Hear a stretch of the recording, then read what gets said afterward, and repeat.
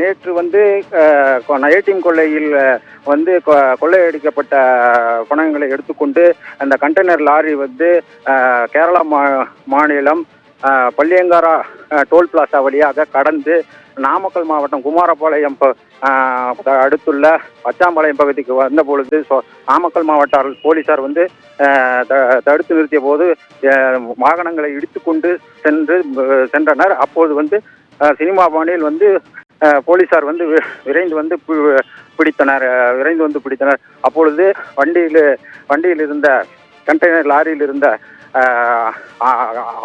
7 பேரில் 2 பேர் தப்ப முடிந்தனர். அதில் ஒருத்தர் என்கவுண்டர் செய்யப்பட்டார். மீதி இருந்த 6 பேரில் ஒருவர் வந்து காலில் காயம் ஏற்பட்டு கோவை மருத்துவமனை அனுமதிக்கப்பட்டுள்ளார்.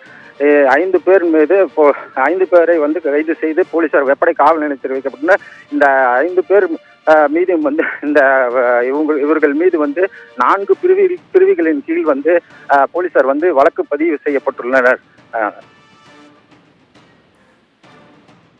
கூடுதல் விவரங்களுக்கு நன்றி காதர் பாஷா.